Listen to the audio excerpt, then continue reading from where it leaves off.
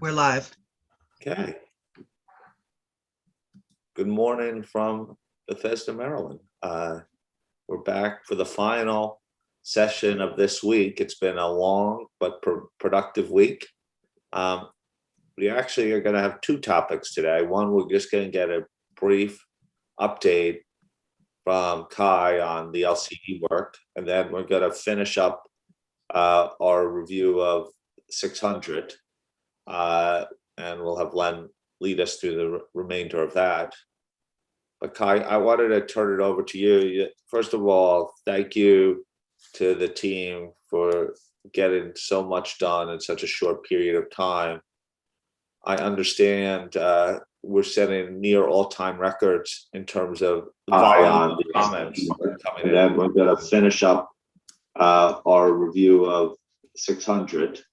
And we'll, Michelle, something's reverberated. Okay, is this working again? So, sorry, did you hear that repeat? Okay, once is enough to hear it. So we get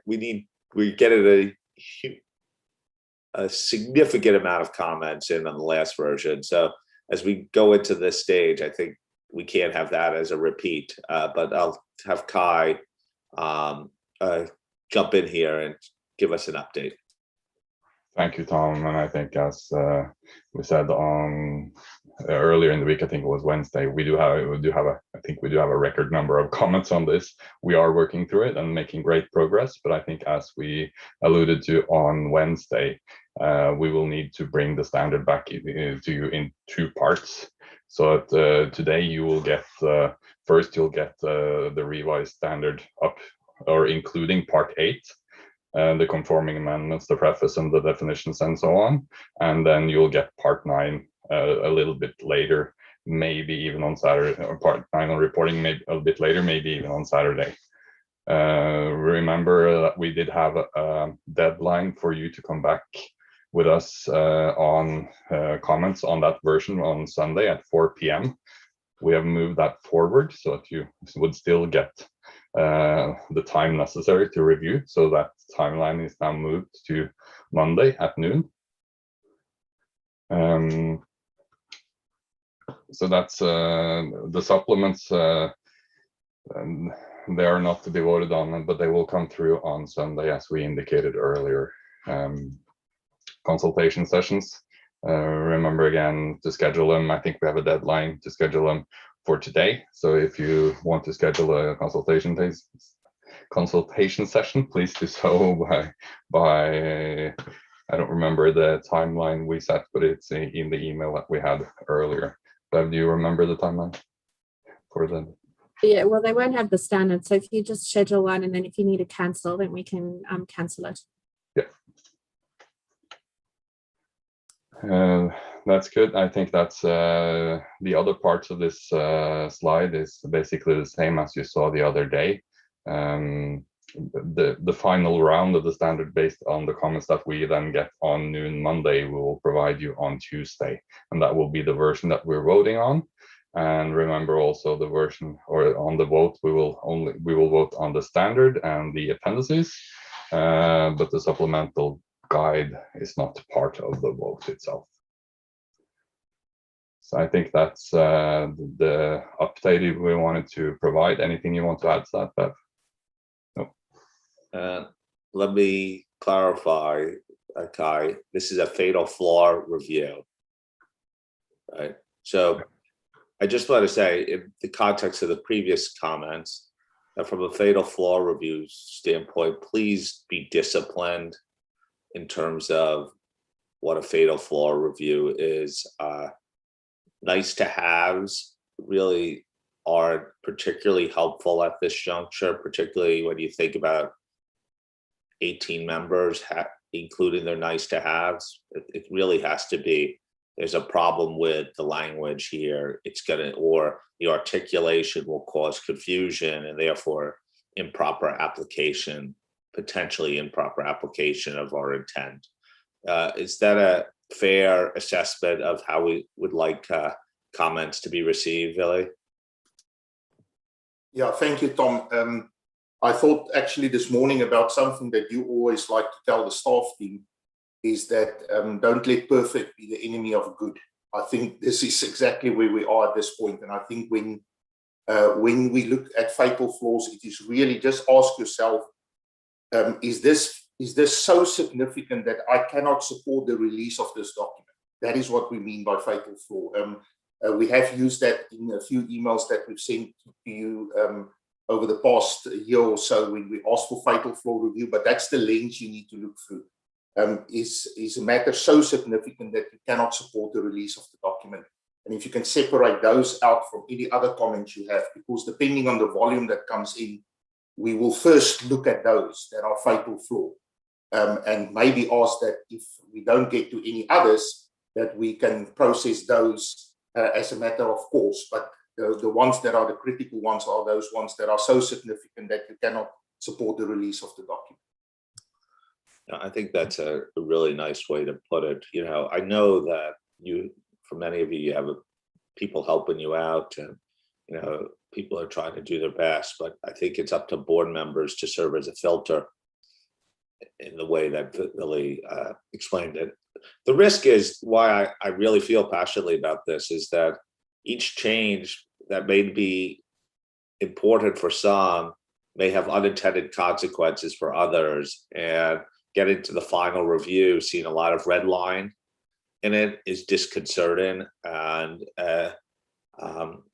makes it harder for other people to consider their position in the long term. So obviously we want comments when they're of significant nature, but please be judicious.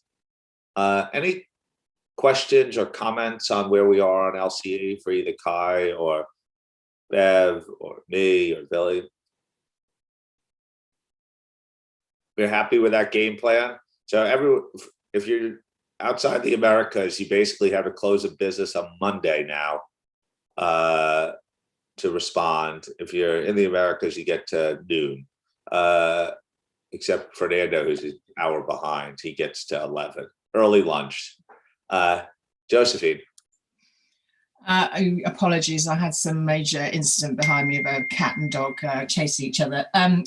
I just want to understand the timing if I can. I totally understand the fatal flaw and absolutely will comply. But the timing of the Tuesday one is obviously very important, because for the Europeans, it would literally be overnight for us, I think. So could you give me an idea, please, of what time the Friday Part 8 and conforming amendments are coming in from the US perspective, and then what time on Tuesday?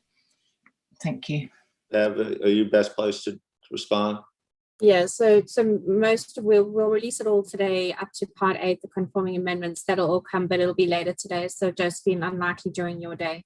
And then on Tuesday, we will endeavor to get it as early as we can. We still want to try and get it, because recognizing that people need time with it before Wednesday. But there's two things. There's the volume that comes through that we have to process, and then the volume that you have to look at. So we'll do our very best on Monday night to get it to you as early as we can. Thank you. Thanks, Bev. Okay, any more LC comments? Just one thing, Tom, I think as I pointed out yesterday or Wednesday was when we talked about getting the comments, if we on the next round can get all the comments as comments in Word and not changes directly in the Word document, that would be ease the process for us very much. Thank you. Any questions on that? Okay, I think that's very clear. Sorry to be a little preachy there. It's just a matter of trying to make it as efficient as possible for everyone. Thank you, Bev and team, for processing and considering all the comments. Len, I'm going to turn it over to you. We're back to 600. Thank you, Tom. And I'm also happy to say good morning from Bethesda, Maryland, as Tom also said earlier. So I'm now in Beijing this month, so happy to be home doing a call. I want to start by thanking all the comments we have received so far. I think many of the comments are very helpful, and I think the task force and staff really appreciate the thoughtful comments that we have seen. and we'll definitely spend some time going through them. But those comments have been very helpful, and thank you for spending the time and give us those comments. And also congratulations on Netherlands. They won yesterday. Hopefully our orange choice was helpful. But today we need to be very mindful because it's England and plays Scotland today, and so we're not taking sides because Josephine and Jamie are both working task force. So, but good luck to both. It'll be a great game. So it was really, really good to have that discussion yesterday on a number of issues. I think the task force received clear direction from the board on some of the topics that we needed the board's direction, and also confirming the task force views to take it forward. So thank you very much. Today we're going to start with paragraph 45A. And that's in the issues paper. If you look at that starts in paragraph 37. Just before we start taking comments, maybe just some background information. As part of a process to understand some of the comments we heard in the documentation area, the task force spent a lot of time going through those comments. Also, as I said yesterday, we, including Willie and Tom, I think we had sessions with IFIA and PIOB, and from those discussions, as part of the documentation's considerations, the task force went back and looked at some of the comments we heard in the ED and also subsequent comments. A number of areas dealing with the documentations relate to, how do I say this, is focusing on the importance of group auditors review of component auditors documentation. So the task force did some thinking and moved some paragraphs around. Some of the paragraphs you're going to see in agenda paper 4C. We introduced a new paragraph in that 45 sections and also added a number of application materials. So in essence, that we're adding paragraph A112C to provide link to ISO 220. I think it's important to know that the engagement partners determined the type of documentation reviewed deal with the timing, nature, extent of the work they do as part of discharging their DSR responsibilities. We're also revising paragraph A113 to refer to paragraph A51 to include some of the factors that group auditors may need to take into account in tailoring those nature, timing, extent of the DSR of the component auditors to the facts and circumstances of the group audit. And some of the remaining points in paragraph A113 were recast as other factors that may affect the nature, timing, extent of group auditors determination in accordance with now the paragraph 45A. So we are talking about 45A now, but some of the reasonings to lead to the change came from maybe later in our discussion today, dealing with the documentations.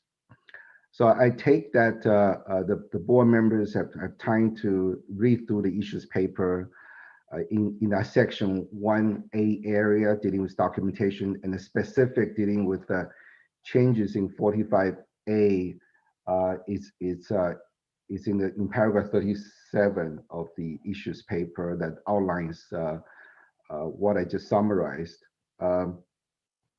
So with that, let me just pause here a little bit. I want to make sure that I know Dan and Jasper spent our time on this. Is there anything you would like to supplement what I just described as a background information before we go into a discussion?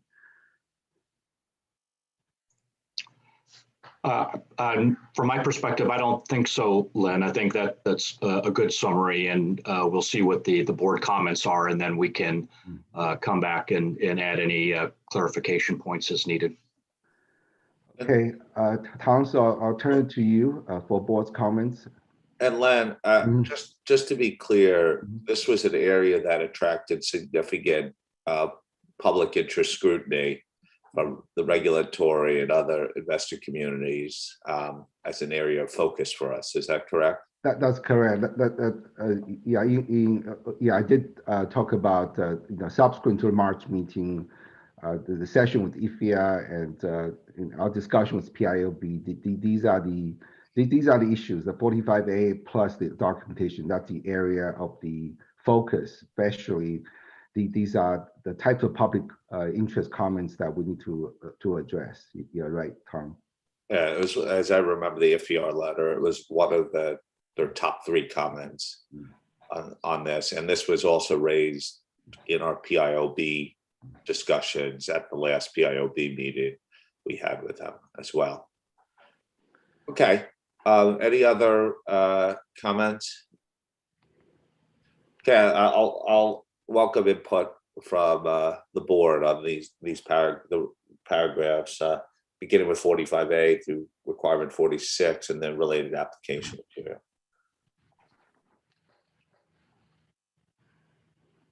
Wendy.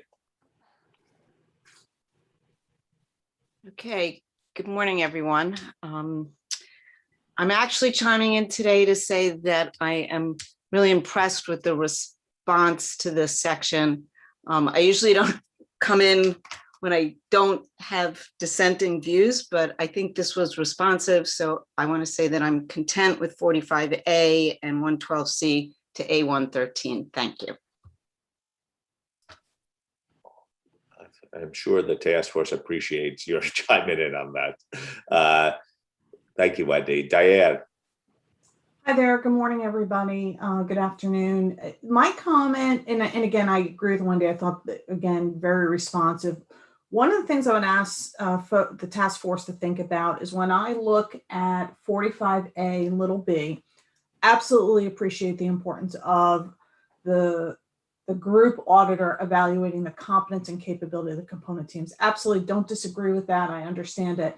I think what would be helpful for the practitioner is how will that be done and how will that be documented in the file? And so, if I think about how I do it, we would have requirements in our component auditors, if they're working on a PCAOB audit, that they've taken the requisite training. As the partner on the primary team, I'm going to ask to see the certificates that training was complete so that I have some confidence in their competence and their knowledge of PCAOB auditing. I may keep those documents in my file. That may be something that I document that I did, but trying to just get maybe a little bit more clarity on what is the expectation. And they could just be in the form of suggestions, but I do think that'll be helpful to the practitioner. I also think in terms of a regulator coming in and looking at these files, everybody having a clear idea as to what is the expectation and what is the extent of documentation that should be in there. So again, learning certificates, can it be done through just communication, reviewing work papers, what have you. But if you could just think about that, I think that would be helpful. Thanks, Tom. Thanks, Diane. Sachka? Thank you very much. I also think this is very responsive to the comment we received, so I support the direction. But I have one additional suggestion, and my suggestion is perhaps we can think about moving the description of paragraph A113 small c to paragraph 45A big A as well, in addition to small a and small b, because I think when the group auditor determines whether and the extent to which they need to review the component auditor's documentation, I think it is important to also consider the information that the group auditor has already obtained from the component auditor, such as the information from the deliverables including memorandum, because if the matter the group auditor wants to review has already been included in other deliverables from the component auditor to the group auditor at the request from the group auditor, I think it is not always necessary for the group auditor to review the relevant part of the component auditor's work paper itself. As described in the issue paper, I understand that the task force does not want to incorporate the factors in paragraph A113 to the requirement to avoid the checklist approach, but I believe the small c is also an important factor and beneficial point to be considered. That's all from me. Thank you. Thank you. Shall we? Thank you, Tom, and good evening from Singapore. First of all, I just want to support what Diane and Sachiko have said, the comments they've made. I have one other sort of smallish comment. I was slightly hesitant to bring this up because it was in the ED, and I don't sort of recall seeing a lot of comments on that. But on A113, the current D, we'll talk about the fact that component auditors' documentation have been subject to their firm's policy and procedures for review of audit documentation. I'm just looking at it again, and I'm not sure if it's obvious how the group auditor is supposed to take this into consideration. Do they try to understand what the component auditor firm's policy and procedures are? Do they get a confirmation that he has been subject to the appropriate level of direction and supervision? Do they look at selected documentation to be comfortable with the level of direction and supervision? So it's just a little bit vague to me, not entirely helpful. I'm just wondering whether the task force can have a look to see whether maybe further clarity can be shared on it. That'll be all from me. Thanks. Yeah, okay, thanks, Jean-Louis. Maybe an instance where, as you know, my pet peeve of passive voice comes into play because it doesn't talk about what the group auditor's action in that place. It says was subjected to. But that's something for the task force to consider. That's the last hand I have up. Vili, is there anything that in the comments you reviewed that we've missed? Yes, thank you, Tom. The only other thing that I picked up in the comments that we received is there was a comment that we should maybe just think about, or the question was asked. If you look at paragraph 45A, it says the group auditor shall determine whether and the extent to which it is necessary. So the comment was whether that is not too open, if I can put it like that. And I just want to give a little bit perspective on that, and then happy to have Dan chime in as well and get the board's views. I understand this, that when you get to the review of the component auditor's documentation, this is a product of the direction, supervision, and review requirement in ISA 220 in any case, and it will be dependent on the nature and circumstances of each group audit engagement, because you're going to get group engagements with very few components, but you're also going to get group engagements with many, many, many components. And where the reality is that numerous factors have to be considered in determining the extent of your review, including whether you're going to review component auditor documentation. So my reading of the requirement is that the expectation is that the group auditor will have to make a positive determination of which components are going to be reviewed, which component documentation is going to be reviewed, and then if so, the extent to which. And I think that was the intent of the task force. So Dan, I don't know if you want to add anything to that. That is a very good summary, Vili, of the intent of that paragraph, and it relates back, as you mentioned, and as Len mentioned, in the linkages to ISA 220, links back to paragraph 23, and it starts there with the group engagement partner's responsibility for the nature, timing, and extent of the direction, supervision, and review of the component auditors, and taking into account the assessed risks of material misstatement and the like. And then it also links with paragraph 49 in terms of the overall evaluation of whether sufficient appropriate audit evidence has been obtained, including with respect to the work of the component auditors. So paragraph 45A is really, as you mentioned, it's that determination based on those factors that are in paragraph A51 and then A113 as to where the deeper dive in terms of the documentation, review of the documentation of the component auditors is needed. So it's all of those paragraphs working together, just as you described. So I guess the question that you say is, does the board agree with the intent as you describe it? And then is the language written precisely enough to allow the execution of the intent, or does it require more clarity, and would it benefit from some more clarity? That's how I interpret the issue before the board. Is that a fair assessment? Really? Okay. Any comment? I think that's correct. Those are the two components. Yeah. So I'm seeing nods. Do people agree with the intent? Yeah. Now the second question is, could it be written more clearly, or is it as it's written? Diane, you're nodding your head that implying that we could refine the language here. Yeah, and I think when you do that, it's scalable, right? There's a wide range of possibilities, depending on the nature of the job, what auditing standard you're on, the industry, you may want to make sure you've got the right industry expertise. So it is a wide scale out there. I just think and they can be examples of what teams should consider in terms to be responsive to the requirement. Sure. I actually felt that what was there, I'm sure it's iterative and it could be developed, but I was comfortable with what was there. I think the more we start building examples in, I'd wonder whether that was maybe more something for application for implementation guidance.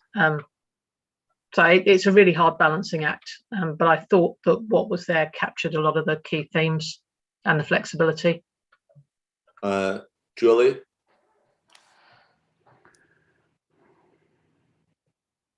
I'm in the same place as Sue. I'm worried that trying to rephrase it might lose the messaging and the intent that I understood it to mean. So I guess I would just be cautious of changing it too much, because I think what was there was okay. Okay, Sachika? Thank you. I'm also with Sue and Julie. I think the current wording is principle enough and very simple to understand. So I think maybe this is okay. Thank you. So I get the current wording is, I guess Diane was suggesting some targeted application guidance, or others have suggested implementation materials. I guess, Josephine, I'm sorry to put you on the spot, but oftentimes where this comment is coming up, it seems like, is the interpretation of the regulatory community and the practitioner community, and whether there is the potential for friction there because of different interpretations of this. I don't know if you have a perspective on the spot, or whether this is something for further exploration of the task force. Thank you, Tom. No, I think it's actually spot on. I think it perfectly echoes what the requirement is in ISO 220. And I think that I can see how you could say that's too broad, but it is broad because all circumstances are different. Every audit is different, and consequently, the nature, the time and extent of your review is going to vary. So, which is exactly what Diane was saying earlier. So I think I'm perfectly comfortable with it as it is. Okay, I think where we got to here is the task force is always going to look to refine language if there's inconsistencies. We could provide clarity, and then you'll think about both the benefit and potential unintended consequences of it, provided additional examples, application guidance, and where it fits is whether it's in the 8 paragraphs or outside in first time implementation materials or the like. Is that a fair assessment?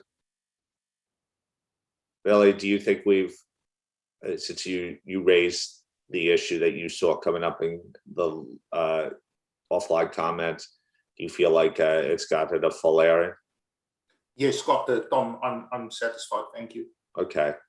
People are satisfied. And there are a couple of other comments, but generally, people feel that this section is being responsive to the public interest concerns that we heard at IFER and with the PIOB. I don't know, Michael, since we're talking about some of the feedback we got at PIOB, I hope you perceive that we're grappling with this issue and giving it an airing, but I welcome your input if you have anything to add. No, not on the specifics of where you've come to on it. It's clear that a lot of attention's been given to try to accommodate the comments that have come from the PIOB and other stakeholders. And I do agree that it's always possible to refine wording, but that you need to, at some point, be careful that you haven't passed the optimal point and gone to making things less clear. So that's, I think things are going in a good direction. Thank you very much. Okay, Len, back to you. I don't know if you want to comment on anything we heard, and then afterwards, feel free to move to the next section. Yeah, thank you very much, and thank you for the support. We didn't hear from all the board members, but I get a sense that also from the offline comments, there have been a lot of support in terms of what we do in this area. I think it's very important because this is a key public interest comment. So do appreciate the positive support for the changes we've made in this part of standards. And I know, Dan, you mentioned about having additional application material dealing with paragraph 45A little b. We'll take a look at the suggestion, but that for example, that elsewhere in the standards, for example, paragraph A40 and elsewhere, and also in the documentation section 57, we'll go back and look at whether we can link that better. Perhaps that can address your issues. There's one suggestion from Sashiko about moving paragraph 113 little c to requirement. I just want, see, Sashiko raised it, just want to be responsive also, whether we can at least get some consensus, so we don't have to need to have a full debate in a task force and bring it back. So can I, Tom, just ask for any other views in terms of whether they'll be supportive of Sashiko's suggestion to move that A133, 113 little c to the requirement? Just want to get other board members' view before we spend time looking at it. Maybe I'll put it another way. Mm-hmm. Does any board member have a concern with moving it?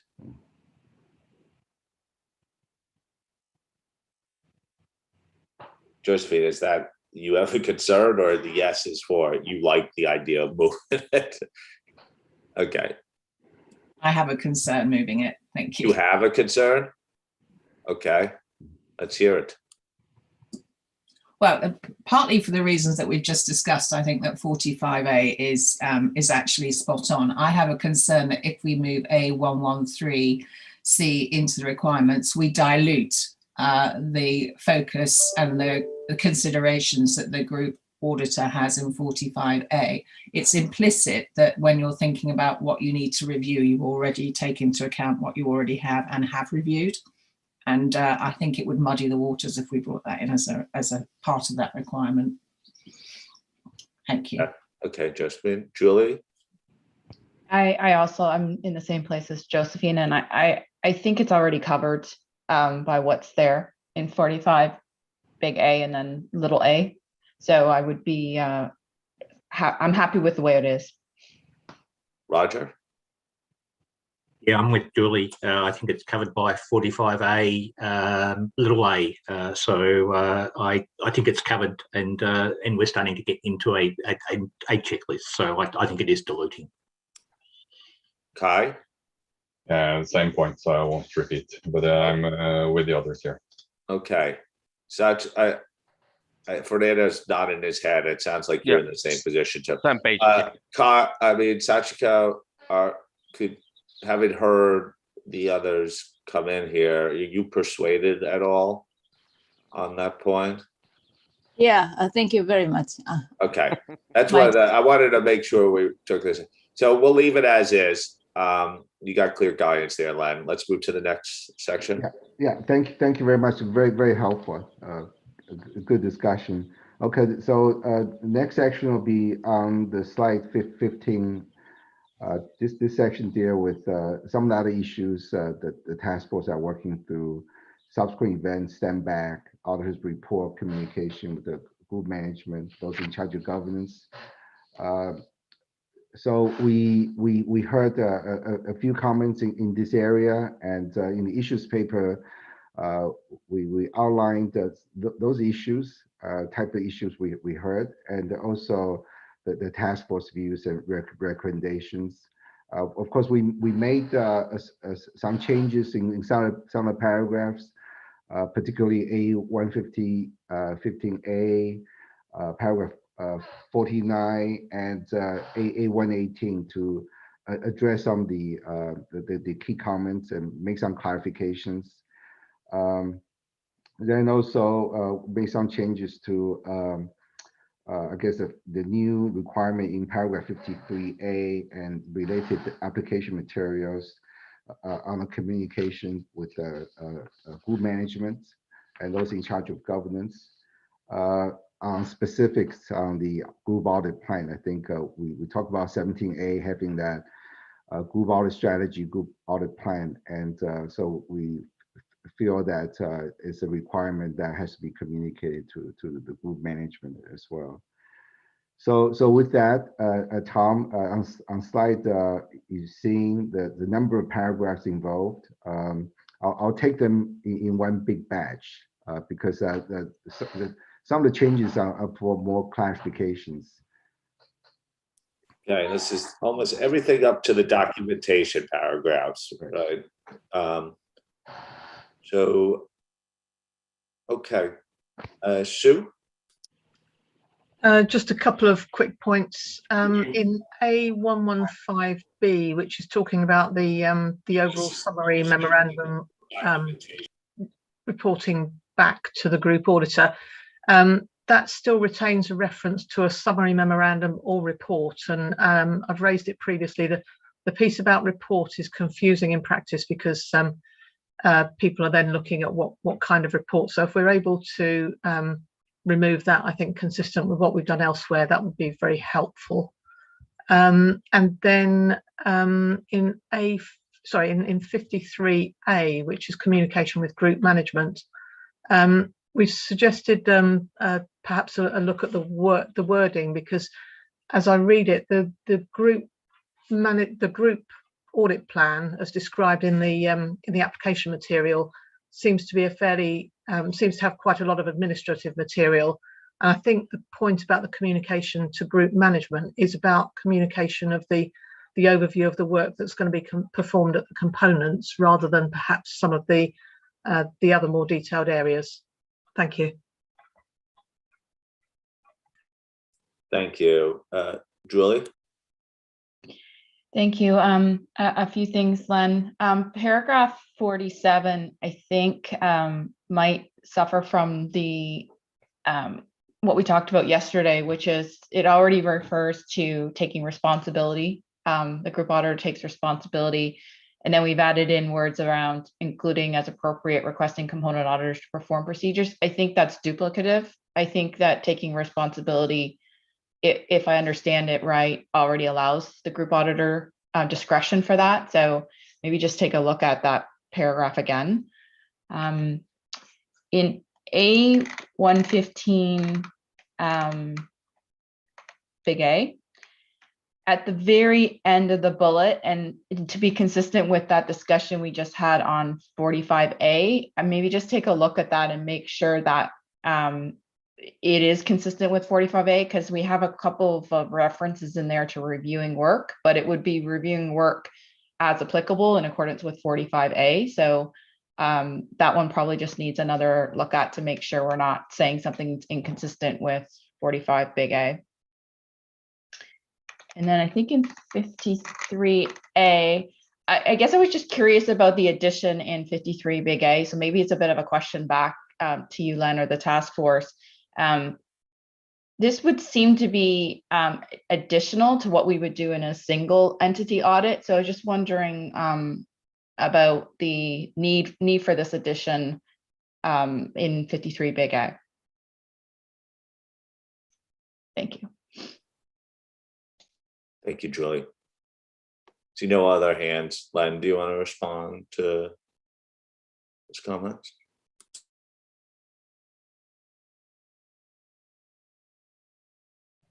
Yeah, thank you, Tom. Those were helpful suggestions on A115B. We'll take a look, and also maybe some inconsistencies that Julie mentioned. We'll go back and take a look. On the new requirement 53A, I think that the task force discussion has been that because the complexities involved, because when we look at from a risk-based approach, identifying components, how auditors look at the operations, the management structures, and also how financial reportings are being done. There's an addition of complexity. It's one of the special consideration that in addition to a single entity audit, we feel that perhaps that would be an area that the group management need to be aware of.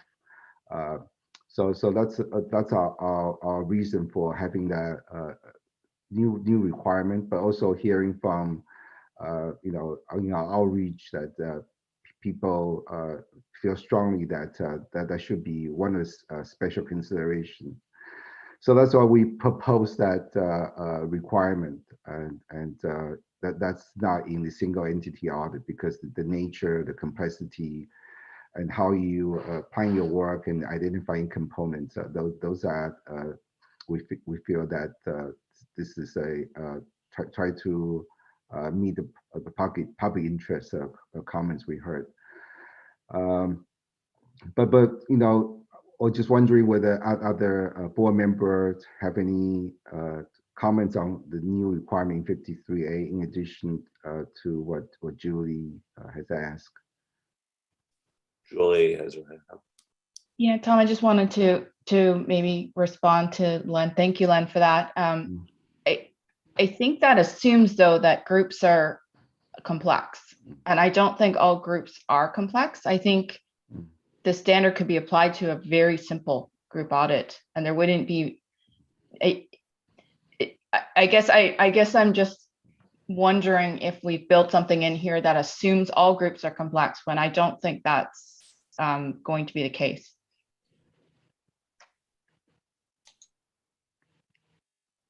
Okay. Well, thank you, Julie. So maybe we'll take that scalability issues back to a task force. Maybe we can think about maybe some wording, and also maybe application materials to address your issues. We'll take a look. Okay. Next section. Okay. So the next section, slide number 16, I think, is it's going to be on documentation. As you recall from the heat map we presented yesterday, the single red area was the risk-based approach. Documentation is a yellow area, at least based on the feedback we heard in the exposure period. But it's very important to know that one of the key public interest comments in the whole ISA 600 project is to make sure we address some of the documentation issues that has been identified by the regulators, as well as the practitioners that are seeking additional clarification and guidance in documentation. In the issues paper, we take the board member have read it. Overall, based on the ED's responses, we receive a lot of support. I think the principle has always been ISA 230 is the foundational standards to documentation, and the concept of experienced auditor is important, and that the other documentation requirements elsewhere in the ISAs, in other foundational standards such as ISA 220, 315, 330, 300, and others. So the task force has been very focused in terms of introducing. We're not going to add more requirements than we should. And one of the core principles for this project has always been that people has been just laser sharp looking at ISA 600, looking for guidance rather than looking at other standards.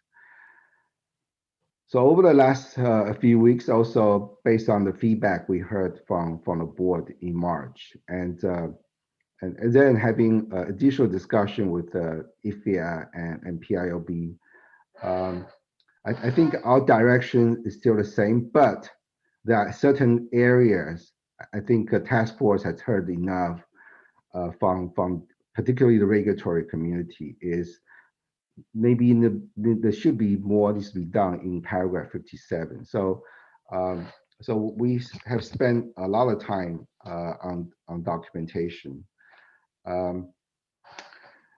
So more specifically, there's a number of paragraphs, also rearranging a paragraph in this area.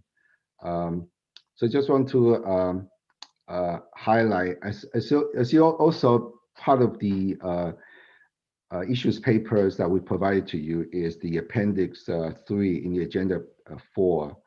That we try to address some of the comments we heard and how the task force, based on our discussion, disposition of some of those comments we heard. But it's very important to highlight that the importance of the public interest comments and what we heard from IFIA particularly and the PIOB in our discussion.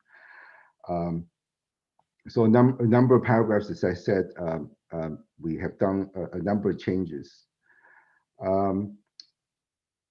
I think rather than going through the changes one by one, because there's a lot of them, we take it that you have spent some time reading it and digest the information we provide to you in the issues paper and also the appendix 3.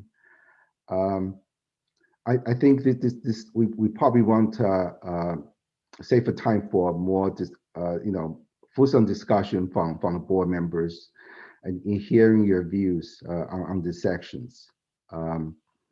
Unless that certain areas that needs additional clarifications, Tom, I would suggest that we reserve the time hearing from the board in terms of what we have done in these sections based on the comments we heard back in March. Also, some of the comments we heard from a public interest perspective, dealing with what we also have gone through in terms of 45A, bring that actions in terms of direction supervision review and the review of the component auditors documentations.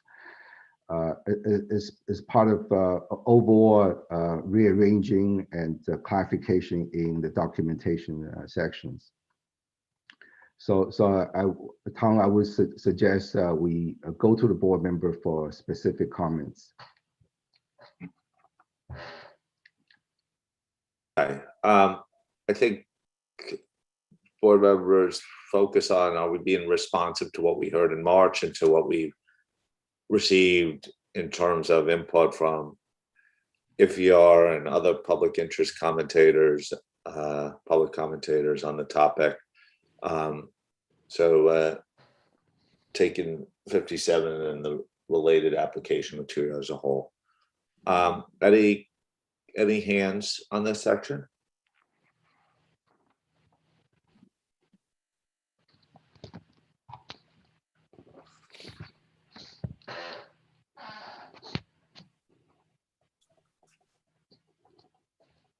Okay, Diane? Yep, I have 2 points. One is in paragraph A127. I like the paragraph. My only suggestion, again, similar to my comments earlier, is maybe some additional direction steering the practitioner as to how they would operationalize this and execute. And some examples might be, you might say, listen, we think it's important that you look at the areas of significant risk, the areas of fraud risk. We think you should look and make sure you understand revenue. So again, I'm cautious to bring this up in terms of additional application material, additional guidance, but I do think that would be helpful to set expectations to kind of steer the auditor as to what they should be looking at. Again, it will be judgment and it will be scalable and it will vary from job to job, but just a thought on that. And then in paragraph 127A, I'm fine with it with the exception of one small thing, which is in the 4th line, all the way over to the right in parentheses. And this is when you're talking about, it may make sense to keep certain of the component work papers in the group auditor work papers. And we say paren for ease of accessibility. I actually think they should be retained in the group audit work papers to support, because they're necessary to support the group audit opinion. This point in particular is really important. This is an issue on many inspections where the group auditor is challenged to say, how did you reach your opinion?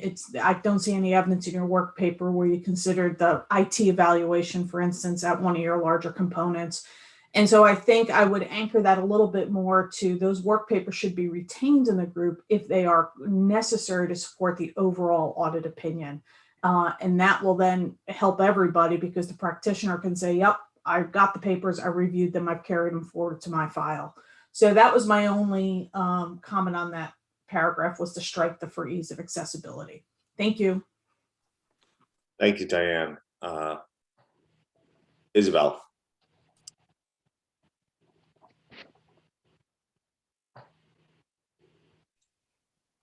Yes, sorry. Hello, everybody. In paragraph 57, we were expecting to see something regarding ethics and independence. In paragraph 20b, we have work to do on the fact that the component auditor will comply with the ethics rules that are applicable to the engagement and that they are independent. So maybe we could add something, because it's something that the group auditor will have to do and document. So we could have it here. And my other comment was more difficulties to understand the word residing in paragraph A124. I don't think it's usual to use that word in our standards. So some people really wanted to know what it meant. Is it equivalent to retained, or do we mean something different? Thank you. Thank you. Sue? Thanks. And I think this is responsive to the feedback, and I recognise that it's a very important public interest point, and it's also an area where we get a lot of practical considerations. And I'm probably actually with Diane on some of this, because there are a lot of quite challenging practical situations where I think in this case it would probably be helpful to have a little bit more spelt out to be able to help the practice in terms of application. It's where we've had some implementation feedback or potential implementation feedback.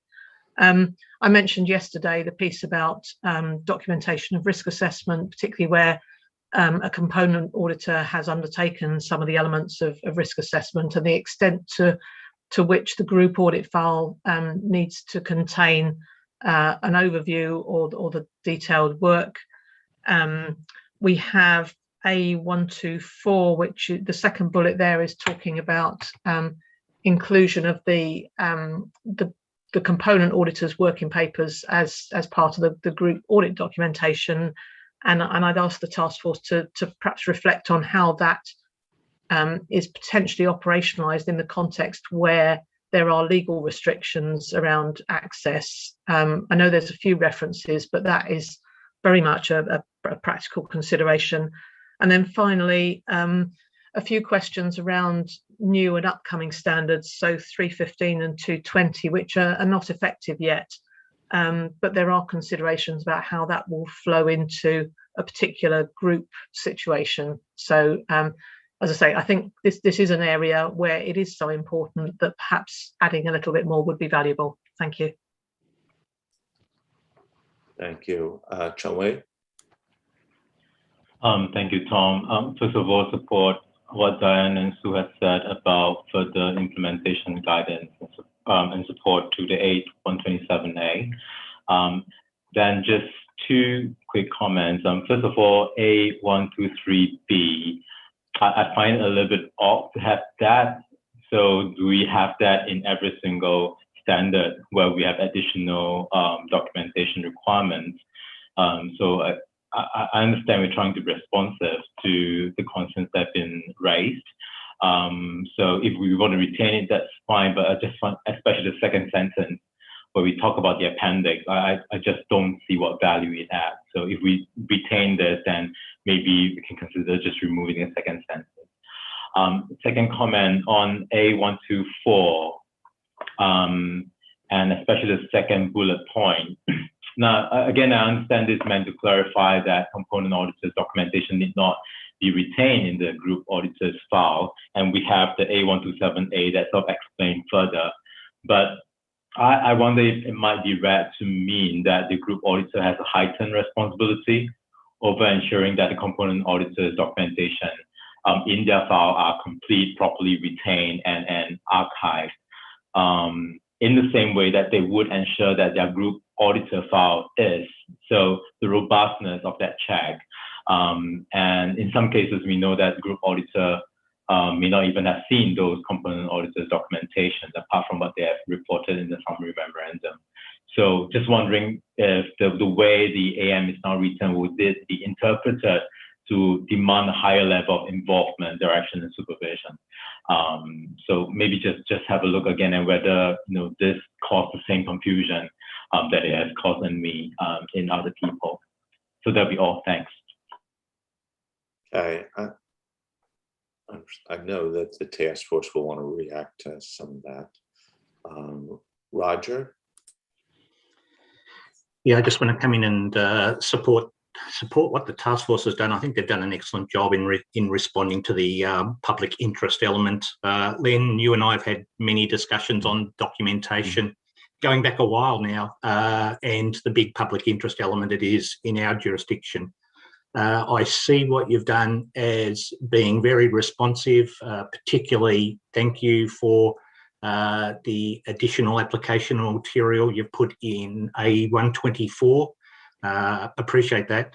The only thing we had was a couple of editorials which we've sent through to you. I can hear the desire for implementation, but I don't think there's too much implementation material, but I don't think there's too much change required here. I think this has been very responsive, so congratulations from me. Okay. I'd like to invite anyone else. Is there anyone, so it seems like general support for the direction of the board, but is there anyone who thinks that requirements are not robust enough or need some further clarification? Imran?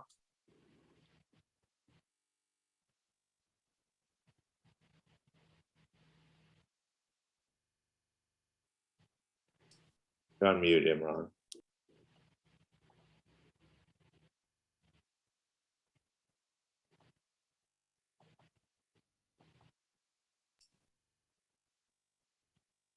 Okay. Len, Imran, I thought you had your hand up. Oh, I did have my hand up. Sorry, I didn't hear you calling. Yeah, we called on you. Sorry about that. Feel free to come.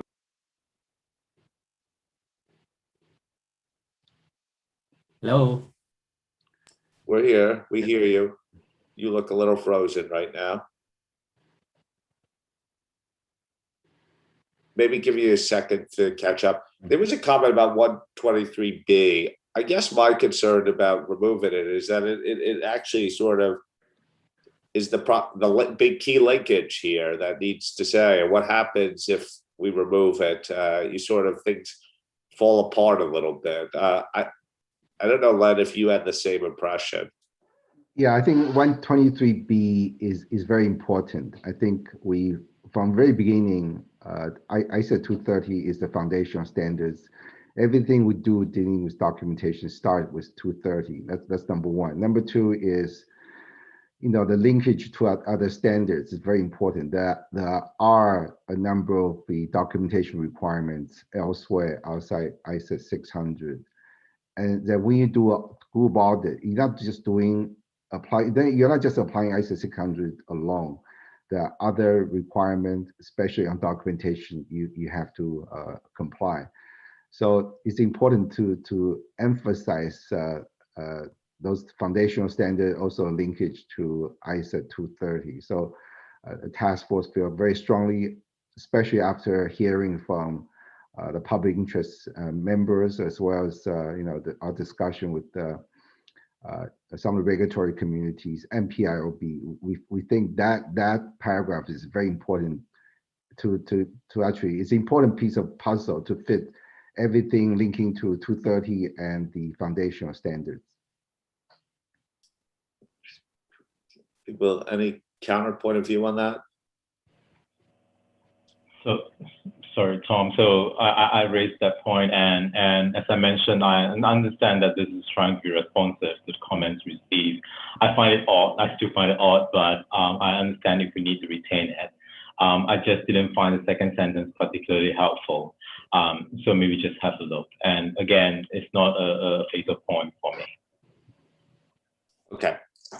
Thank you. Obviously, the task force will think about whether you need further refinement or not. Imran, I see you're back. I wanted to let you have the floor. Thank you, Tom, and good afternoon, board. Friday afternoon is not a good time, but I appreciate the opportunity to weigh in a little bit on this. It sounds like it's been another good discussion so far. I've had some update from my technical advisor, September. Arriving in the meeting that's running like this is like trying to land a skateboard on a cruise ship, but I'll do my best to not go backwards in any direction. I really appreciate, Len, that you've kept this conversation around documentation open, and you've had so much of outreach in the intervening period around it, particularly around the monitoring group members and their insights, and it was good to read about that in the issues paper. I've sent comments in writing, and my general sense is that 57 and all the application materials really taking me much closer to where I'd like to be. So really supportive of what you have done. But for the purpose of public record, I think I need to record a few of these points. The first, though, would be to pick up on the points that Diane made, particularly the last of her points that they made. I thought she described that in a way that I've been battling to find the words to describe in the same way.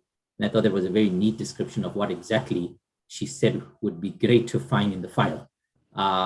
So if you're able to revisit Diane's comments, I really appreciate that. And maybe that would cover what I'm trying to get at. The second point relates to paragraph 57D, the paragraph that you've now developed, the bit that's added on, which of course references the paragraph 45A, on which you had an extensive conversation just now, but I was absent for. And I appreciate that they work together. So I'm going to make this point about how it works together. My worry about how 45A links to D is that, is there not a potential within 45A for 45A to be a loophole to therefore get away from what D is asking us to do, particularly because 45A has that language which makes it conditional, which makes that requirement conditional.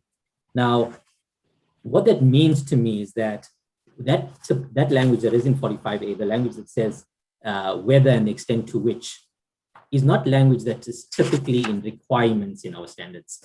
So the extent to which is words that we know, but they typically appear in application material, and they talk about other people's responsibilities when we use extent to which. The extent to which internal auditors have done something, the extent to which management has done something, or the extent to which the financial reporting framework has done something.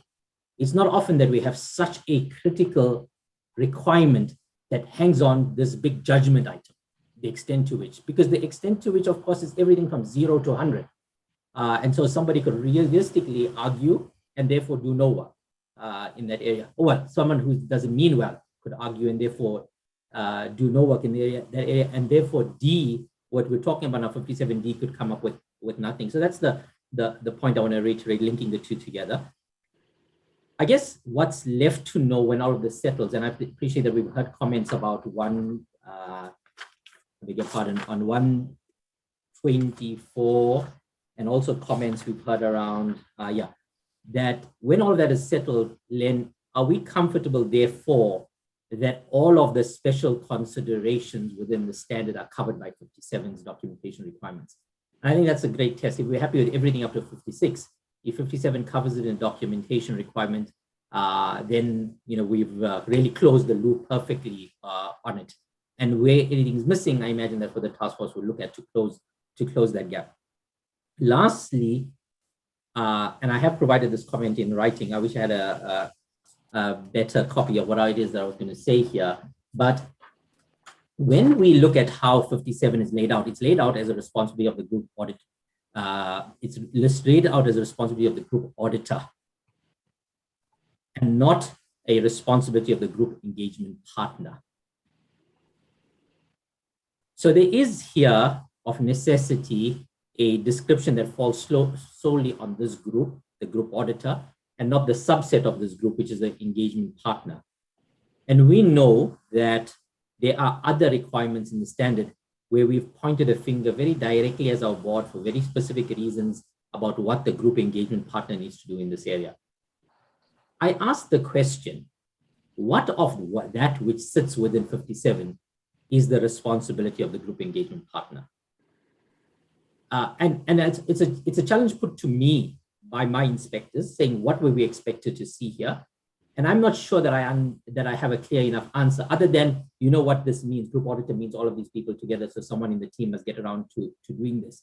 And I guess what they're concerned about here is linking it to ISO 220 and about that direct involvement in this person in actually looking at the paper at some point in the life of the audit engagement, and that they're not a helicopter or remote control audit partner responsible for the big group and just leaves the work to someone else to do.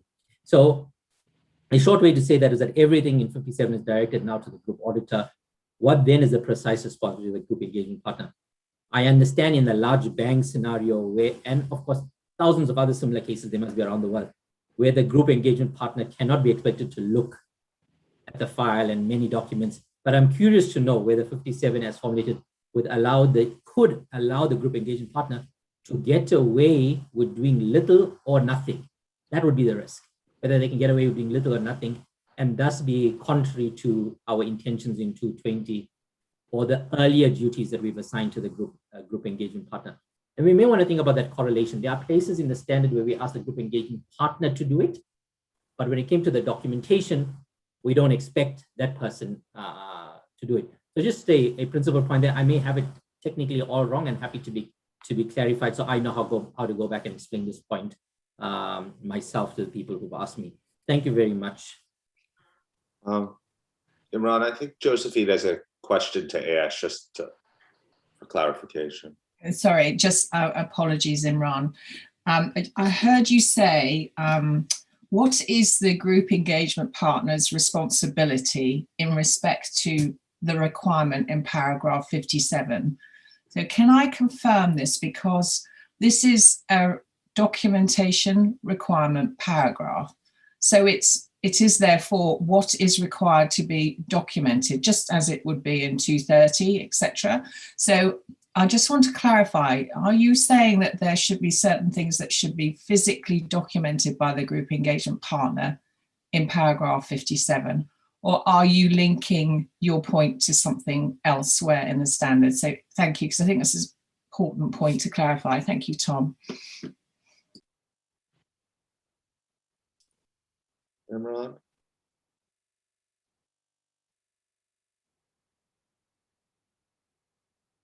Yeah, I mean, you're on mute. Yes. So Josephine, I think that's the point I'm getting to. I'm understanding, and I appreciate that this is how this evolved in this way, that the language of group auditor in 57 translates into the group engagement partner and members of the engagement team. I'd like to understand whether in that or in the application material, the role of that individual, the signing partner, in relation to anything in relation to documentation is clearly understood. Do they have to do anything? Okay, thank you, Imran. And I guess the question is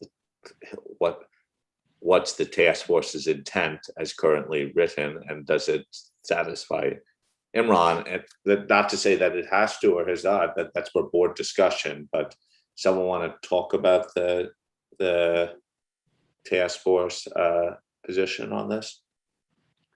Yeah, Tom. I think everyone, thank you for clarifying, and thank you for Josephine ask those questions. But you know, just if you look at paragraph 6 of the standards, ISO 600, I think that's pretty much the framework we're working on in terms of bringing that 220, the involvement piece into 600. It's not just about documentation, but you know, the taking responsibility of the engagement partner, as well as the assignment to the experienced team members to perform certain parts of audit. I think that's a framework based on what's given to us from 220. We write all the special considerations for these standards, not just documentation alone. So your response to addressing Josephine's question is helpful. You know, we'll take that on board. But as you said, you know, we are pointing to other standards, but that just shouldn't be the way out. But it is important that the entire body of ISAs that some of the key principle foundations understanding came from other standards. Your other comments on 124, we received that offline comments. You know, we as a task force, we have a lot of discussion and debate, and we faithfully you know, or try to address your concern. And the other one is you mentioned 45A. We just had that discussion. Fortunately, you were in the room, but overall, based on the board discussion so far, I think there was a lot of support in terms of what we have done in 45A. But I'm just wondering, are there anything specific in 45A you want to raise it? Because at least give you the opportunity. I think in preparing for that session, I think Willie and had expressed your comments in the main public sessions, and Dan has also came in with a further explanation in terms of try to address your comments in 45A. So Tom, I wasn't sure whether we need to explain to Willie how we landed in 45A. So I updated Imran rather than we deliberated. Imran will review once the review. Look, we're not finished on the standard yet. I don't want to recast the board discussion. Imran raised a question on 45A. in the context of the application of documentation. I think that's how we should deal with it. I do think, as I understand, there is a specific paragraph in 220 that deals with the engagement partner. I think that may be useful to get that clarification. And Billy, if you want to come in on anything else here to help sort of cast what the options are. Imran, are you fine with that? I think it's awkward to go back to 45A discussion. Absolutely, I think that would be unfair to go back. Full airing. Where we landed is that there's openness to refinement and consideration of application material, barring unintended consequences on that. Thank you, Tom. I'll review the tape and yeah. I think that's better. Vili, do you want to comment? Sorry, just switching between screens. No, Tom, I'm happy with how you've explained 45A, that how we will take that forward. I think Dan might want to come in on the group engagement partner point. Thank you. Dan? Yeah, thanks, Tom. And just a further point on to address Imran's question on the responsibility of the group engagement partner. It does start as Len said with paragraph 6 of this standard, which provides the linkage to 220 and the usage of the references to the responsibilities of the group engagement partner versus the group auditor. But I would also point to paragraph 12, which is the overall responsibility for the group engagement partner with respect to quality on the engagement. That's the umbrella requirement that covers a lot of the more detailed requirements, including paragraph 23, which we talked about in the discussion on paragraph 45A. And that is specifically directed also at the group engagement partner taking responsibility for the nature, timing, and extent of the direction, supervision, and review. Therefore, the kind of at a higher level, the group engagement partner does have that overall responsibility. And then, Tom, you mentioned the linkage, additional linkage to ISO 220 revised would be in paragraph 32 of that standard, which requires the engagement partner before the report is issued to be satisfied that sufficient appropriate audit evidence has been obtained to support the conclusions reached and that the report can be issued. So I think all of those work together to highlight the importance of the role and responsibilities of the group engagement partner. Okay. Imran, would you like to come in? I appreciate all of those clarifications. Thank you. My point was, though, a direct one. On the reading of 57 and the application material, is it possible that the engagement partner has to produce no documentation because the responsibilities sit elsewhere? And could the engagement partner then take me on the trip through all the paragraphs that you went to justify why her fingerprints are not on the file in respect of documentation?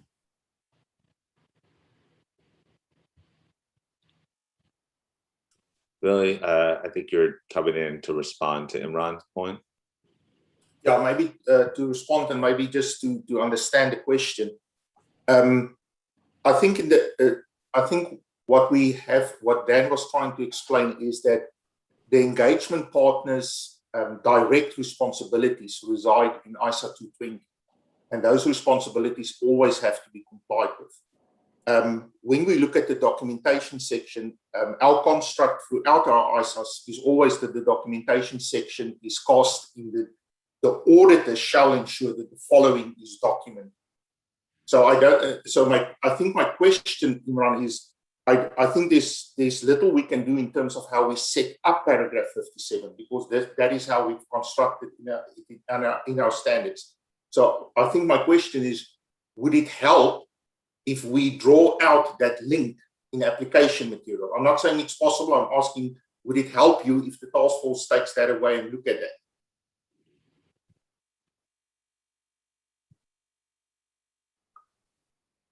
Thank you. Through you, Chairman. Thank you, but I appreciate it. But at the same time, I'll have another look at it. Sorry, Imran, you've cut in and out. I'm sorry. I said, really, thank you for that. At the same time, I'll have another look at it and see if I have any other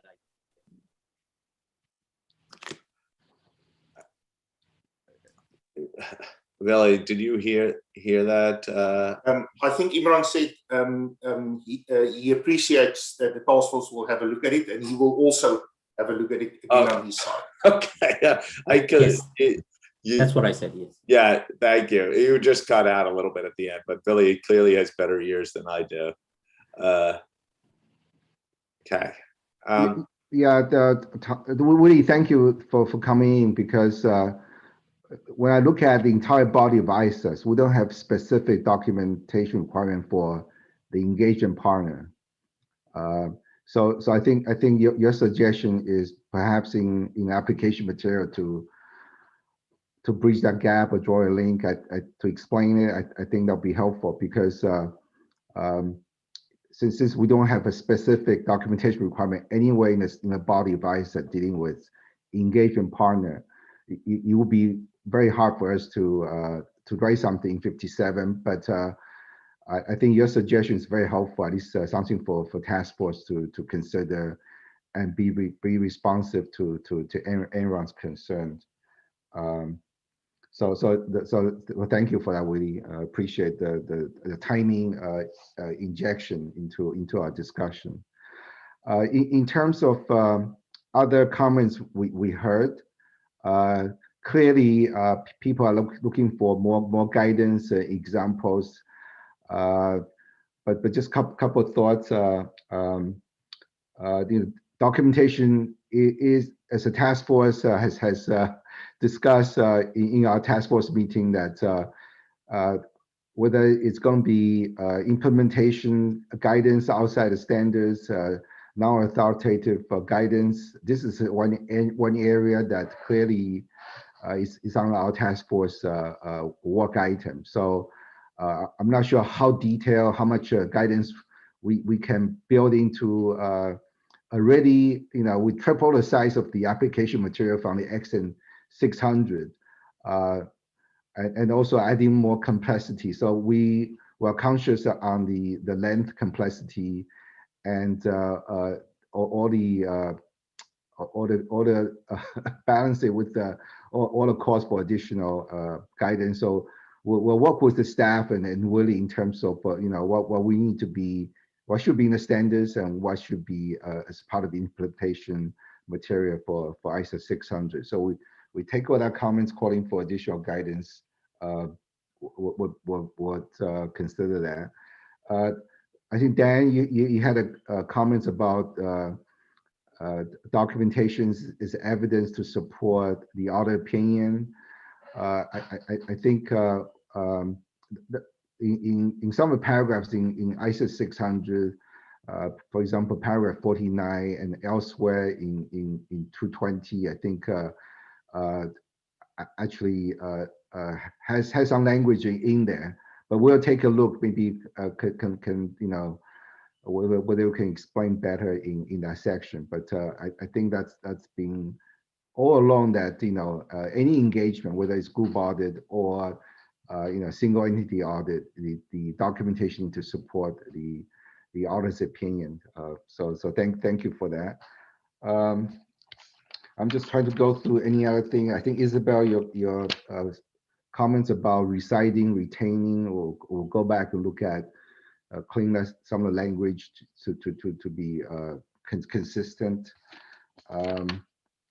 I think we addressed 123B, and there were a couple other comments on A24 and from Qingwei and Sue.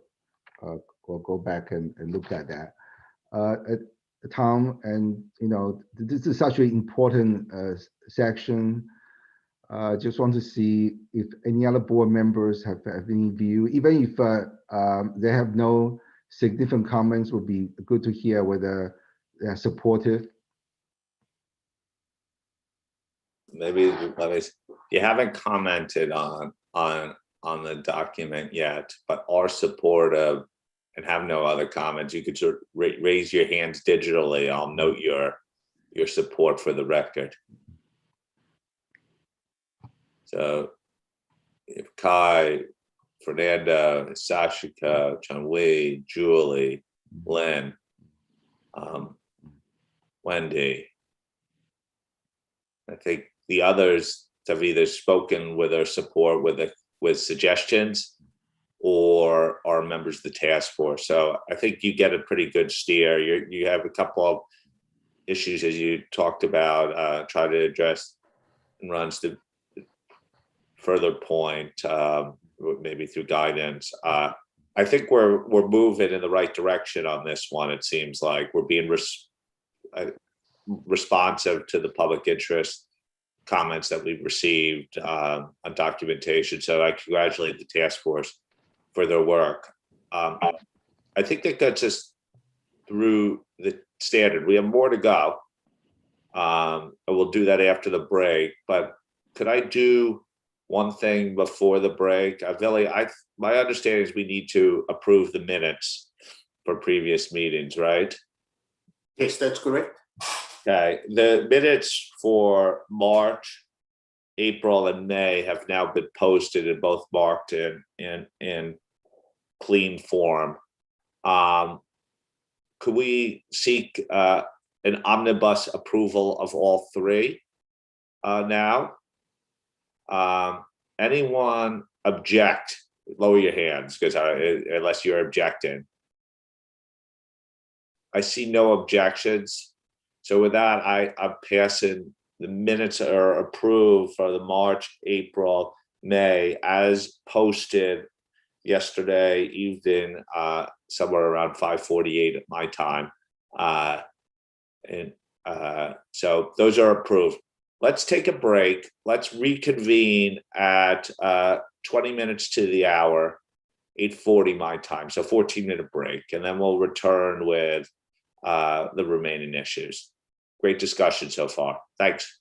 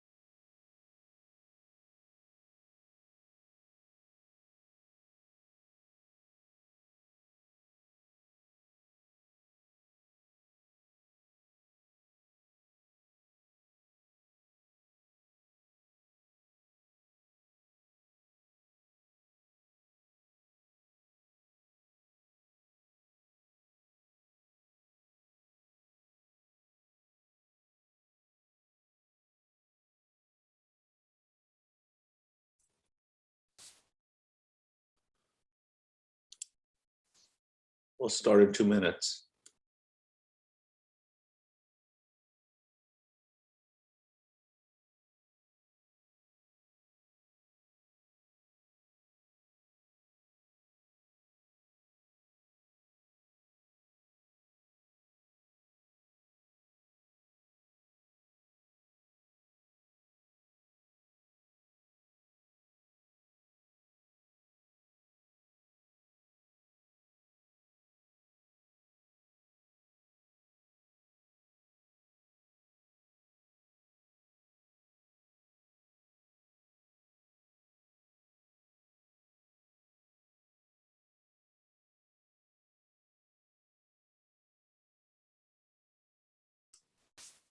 Okay, if people could so begin rejoining.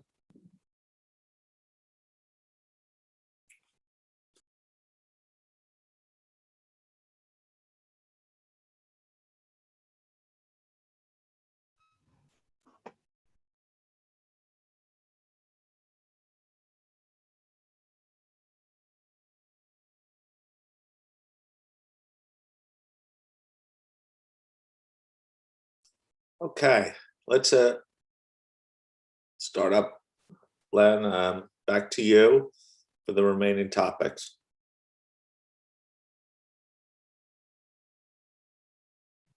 Thank you, Tom. Again, thank you for the discussions on documentation. It's such a high priority public interest comments. I'm glad we had a full discussions. And as I said yesterday, we're in code orange, and it's very good to hear from in terms of your support. Also, some of the comments that raised by everyone for us to continue to work on providing a close to final draft for the September meeting. So thank you very much. In terms of continuing in our discussions, we're going to be looking at this heat map again. I think we've gone through the key ones so far, risk-based approach, documentation, and so the next section is going to be on some of the new issues we have not discussed with the board since the close of the exposure draft. So Michelle, next slide, please. So this is one area we heard in the ED process that in a group audit situation, the component auditor might be performing audit for another purpose, and how to, in terms of using the evidence from that particular engagement, how to, in such a certain situation, there might be works that may not be repeated. We had a paragraph 42 in the exposure draft dealing with that specific situations, and based on a lot of comments received from practitioners, especially that there might be languages in that area cause confusion, was not very helpful. So the task force took another look and made suggestions, as you can see in the issues paper. And another point I want to make is, I think Kai Morton raised it yesterday at the beginning of the call, is this is also one of the, from his perspective, this is one of the public interest comments we need to address. In practice today, that component auditors, they don't just perform audit procedure on behalf of the group auditor. There are audits done for other purposes. As a public interest comments that we need to address some of the practical issues dealing with audits for group and audits for other purposes. The task force had a full debate, and our position has been ISA 600 is focusing on group, managing audit engagement and achieving a high quality group audit engagement. The focus is on a group audit. Of course, there are certain practical issues we need to address based on the comments we received. So we made some suggestions and provided task force views in the issues paper. And hopefully we can get board's feedback and that direction forward. So with that, Tom, happy to hear board's views and comments on this area. Thank you. Any comments? Sue. Thanks, Tom, and thanks, Len. I think it's a good summary of clearly a very complex area, and I think I support the task force recommended way forward. I think it's probably on balance the best approach. I think though, just a couple of points.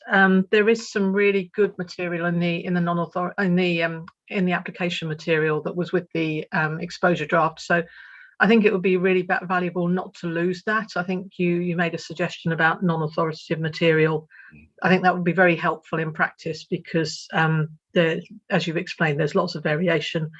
And I've also raised a few comments on the offline comments around where you've had an audit that's already been completed perhaps in advance of the group audit, and the work there is used. And perhaps again reflecting that in some of the guidance as to how in practice that work can still be used, particularly in areas where there are statutory audits. But overall, support the way forward. Thank you. Thank you. Sachiko? Thank you. Similar to Sue, I support the task forces on the way forward. I think this is a very balanced and good proposal. And with regard to the proposed wording that could be added after paragraph A8, I think it is useful to add the phrase something like, but the requirements of this either nevertheless apply. This phrase is included in paragraph 3 of the extant 600, and I think this message is very important to retain. That's all from me. Thank you.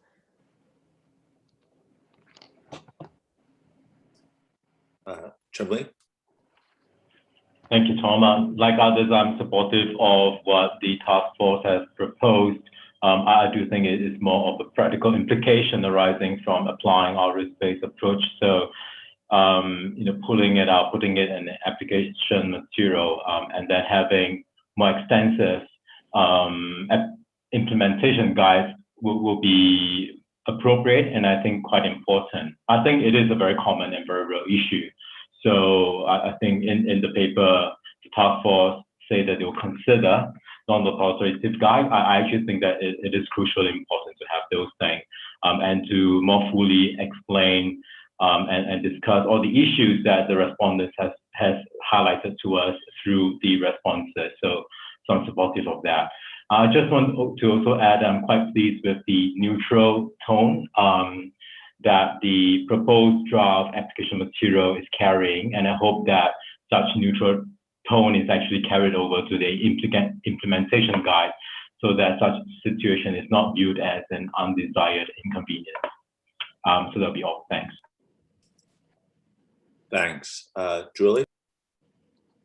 Yeah, Tom, I'm in the same place. I think what we had in paragraph 42 was problematic and could have been open to misuse. And I think what the task force has proposed makes sense. I don't think we're saying that there's a prohibition from using work that might be being done for 2 audits, at the same time for multiple purposes, but it's not really in the scope of 600 to talk about how to use that audit evidence in both places. So I think where you've landed is a good place. Thank you. Kai? Tom, thank you very much. I remember that we have a similar discussion yesterday, so I would like to repeat that I agree very much with the summary of the respondents' comments on using the work on an audit performed for another purposes.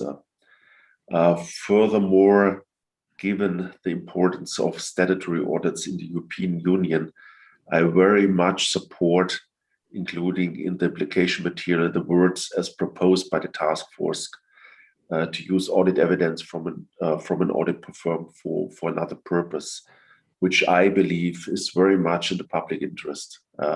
So consideration may be given to augmenting these words by stating that the group auditor is nevertheless required to meet the requirements of ISO 600, including in relation to direction, supervision, and a review of the work of the component auditor. Thanks very much, Tom. Thank you. Diane?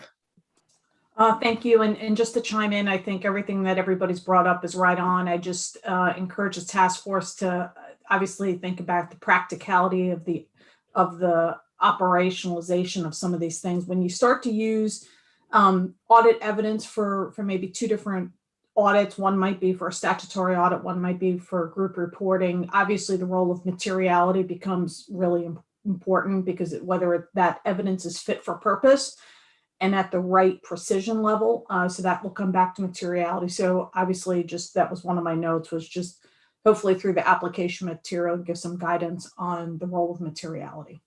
Thank you. Thanks, Diane. Kai? Thank you, Tom. I'm also very happy with the suggestion from the board here, and think it with some of the additions that Kai-Uwe mentioned may be even strengthened and helped. So thanks. Okay. Helpful suggestions in addition to general support. Anyone have slightly different point of view? I don't see any hands, so Len, take that as support for the general direction with some suggestions. Thank you very much. That was very helpful. It's as Kai said, Kai-Uwe and Martin said, it's a key public interest comments, and the task force had a full debate and made recommendations in the issues paper. So I'm very happy that support and also retain some of the languages in application material. On the guidance, Sue, Dan, and Cheng-Wei, I think this is something we're thinking about. Perhaps this is non-authoritative guidance. We'll work with the staff in terms of how to bridge that gap and improve practice. Your helpful comments we'll take that on board as the staff develop implementation materials. Thank you very much. Tom, so if no other comments, we'll move to the next section.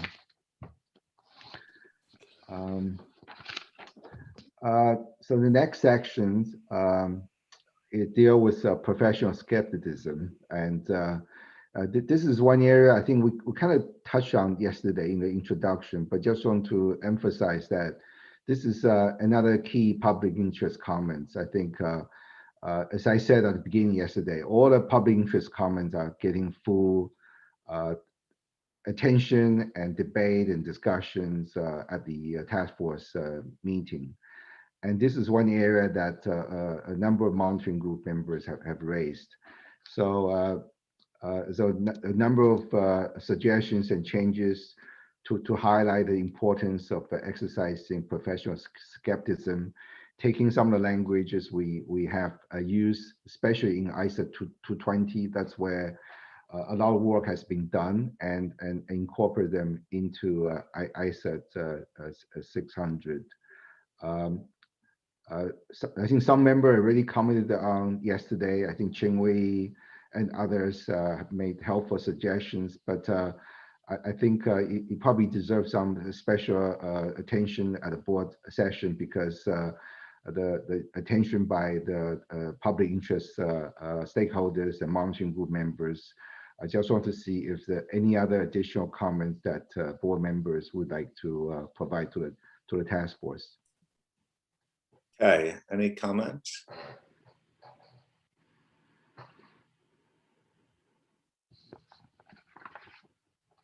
Len? Thank you, Tom. Len, this is an area you and I have emailed about, and I think it's one that the Professional Skepticism Working Group should have a final look at before the September meeting.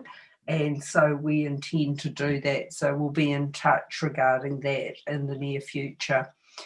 Obviously, the fact that it's based on 220, I'm reasonably comfortable with it. I'd just like the working group to pass its eye over it as a group.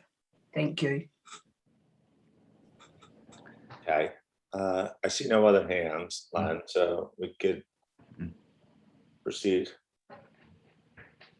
Okay, thank you, Tom. I think, Lynn, thank you very much. I think Brett and also Jasper now is going to be supporting the professional skepticism working group. So we'll definitely get back to you and get your input on the specific wordings in the ISA 600 draft. The next section is the other issues, other topics that the task force have spent time analyzing some of the questions, responses to the questions in the ED. Again, I apologize for the volume of the paper you received for this meeting, and also NIVO response summaries that coming through to your emails, and so appreciate you spend time going through them. There were some specific questions as outlined on the slides. You can see, separate sections to highlight the importance and the work of the component auditors, also for scalability issues. Other area, common controls and centralized activities. Commenters asking for more guidance in application materials, and some of the practical challenges on risk-based approach that we've been spending a lot of time since the December meeting, deal with some of the risk-based approach, and just want to see also, in addition to the questions, the summary we provided to you, are there any other matters that as a due process questions we have not addressed them, or any other matters that the board member would like the ISA 600 task force to consider, in addition to all the questions in the ED and all the topics we have discussed since the December meeting. That'll be helpful because, as I said, it's a code orange, and it's important that we hear from you. Any other matters we may not have the chance to discuss, or not being tabled at the as part of questions in the exposure draft. So with that, I think Tom is offline at the moment. So I guess Willie will. Oh, well, Tom's back. Okay. So Tom, happy to take comments from the board. Great. Okay. On these further questions, any comments? Diane? I have one, and I'm sorry to say it's in the other. So I know it's pretty far down the list of items, but it's on letterbox. So, I read what you all had written. You said, would be, they would be supportive and would like to update the staff practice alert, obviously understanding resourcing and timing and commitments and all the other things we just went over. But I do think letterbox audits continue to be a challenge. They are something that we are principally focused on. I spent a lot of my time thinking about even client acceptance and, the risk evaluation of those types of audits. So I would just put a vote in if I could, not to lose sight of the letterbox audits. Thank you. Okay. Anyone else? Len, would it be inappropriate here to highlight the last question on the page? Yeah, it's, you know, the last questions on in issues papers, you know that whether there are any issues raised by respondents in addition to those summarized by the task force in agenda item 4B that the task force should further consider. And this is really important just to make sure we're achieving the goals of our due process. I don't see any hands raised here, so Sue? Sorry, it's possibly a question for Len, and apologies if I've missed it, but it was really just a question around the progress in relation to the IAASB deliberations in relation to engagement team definition and whether that has any impact here. Well, the engagement team definition that's you know sits on 220. I think the questions I think you're asking is about IAASB's project in dealing with independence related to the group audit situations. Thank you. I think this is one area between now and September. There'll be a lot of work. Just to give you some idea that.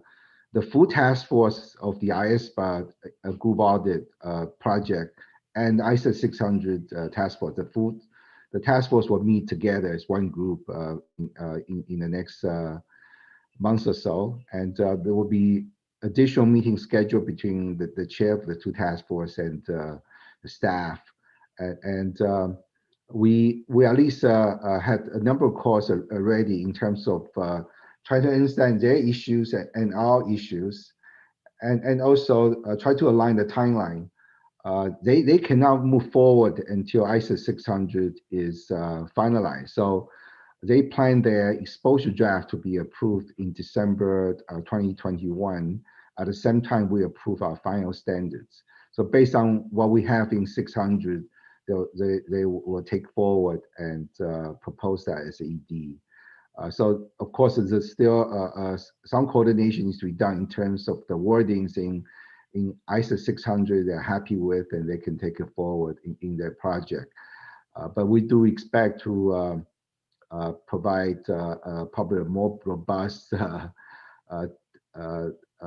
I guess, issues paper on this area come September meeting. This is one remaining area that we need to deal with the IAASB. But at least I'm pretty encouraged, but of course Dan and Jasper, feel free to come in. I think we are pretty much aligned in terms of what we need to accomplish between the two groups. I think from my perspective, I think the timing is about right because they just had their board meeting last week on this matter. They're getting direction from their board. So it is a good time to start looking at the drafting and try to go through the details. Dan and Jasper, I know you have a number of discussions offline with the IAASB staff. So would you like to come in, or Willie? You're involved. So I think Billy is positioned to update. Yeah, no, that was a good summary by Len. I just wanted to also just reiterate that there's really been very close coordination at the staff level throughout. I think Jasper meets with the staff team on IAASB side once every 2 weeks. So we've really been staying close. And as Lena said, in Q3, there will also be the joint meeting between the two task forces. Great. By no other hands do am I fair in saying that there are no other issues that have been raised by respondents that the task force should consider based upon your current reading of the situation. Okay, the record notes that. Len, back to you. Well, thank you very much for all the discussion and support. And Dan, just real quickly on letterbox, I think this is something that we'll work with the staff with additional guidance is needed. I think before the formation of the task force and when the group audit was still a working group, there was some guidance issued by the working group to address letterbox. We'll go back and look at that guidance based on the development and evolution of this project, whether anything need to be added. And so we'll work with the staff on that. So we'll take note. That was also in the IAASB letter as well. So at some point we need to get back to them as well on that. So appreciate it. In terms of next step, I think by the time we go to September, we'll probably be between code orange and code red. So in September, we plan to bring a close to final draft for final standards for your comments. There are a number of issues that, in addition to IAASB that Sue raised, clearly a lot of work for us in the coming month. But also we'll be working with the CUSP working group in terms of see if there's anything we could do, but with the focus is to get 600 out in December.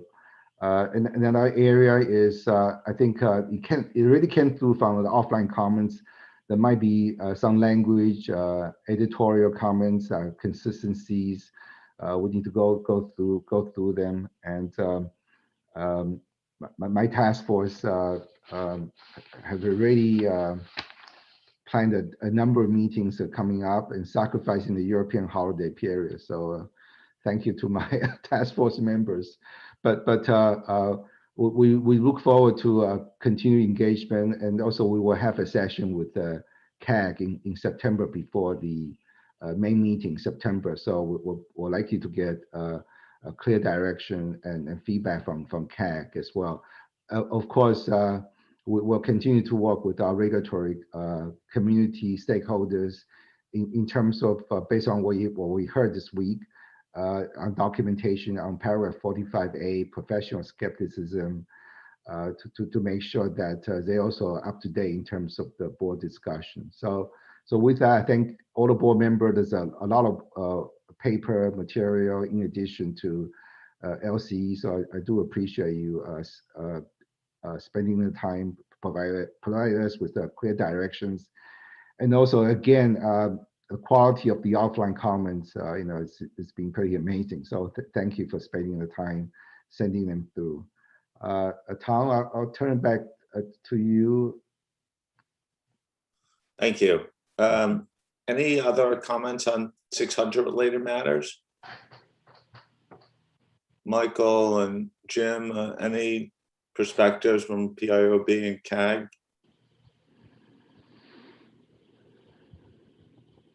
Tom, I just say we look forward to having that discussion in September.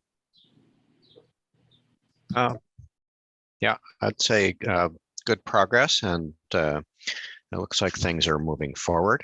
And I guess I would just encourage the task force as they're thinking about how to work things into the draft, that if you're uncertain whether something ought to be a requirement or be application guidance, that erring in the direction of including a requirement would probably be preferable. Not to make the ICE onerous, but because the practitioners are likely to give more attention to requirements than they are to the guidance. And for example, in the development of methodologies, firms are more likely to build the requirements into their methodologies as well. So I would encourage you to keep that in mind. Great. Thank you all. Now, Len, I'm going to take a quibble with your interpretation. You think you're going to code red. Based upon the progress we're making, I prefer the other direction, thinking that we're getting a code green, because we're getting to near completion of the standard, and I'm seeing some of the challenges start to dwindle away. That doesn't mean that we have more to go. So, but remain very sort of more than cautiously optimistic that we're going to resolve the remaining challenges. So we're going towards green. Yeah, it's code green for the board, for the task force. It's code red. So yes, I think I can't speak for my task force, but I think we're very encouraged by the feedback this week. So we really appreciate all the support. Okay, that's great. Any other comments before we close today? Vili, anything from staff perspective you want to raise? No, nothing at this stage, Tom. I think it's now all focus on LCE as Bev and Kai has updated us this morning. Right. Okay. Well, it gave us a pretty clear path forward for us on LCE. Lots of work to do. Let's give them an extra hour to start working away. And I'll bring this session to the close. We've had a really productive week. I really like the debate we're having at this board now. I think we had some good input to the task force as a working group. So I wish you a very nice weekend when you're not reading LCE documentation. But we'll see you next week. Lots of reading to do, and feel free to reach out if you have any comments. Thank you. Thanks. Bye, everyone. Bye-bye. Thanks, bye. Thank you. Thank you.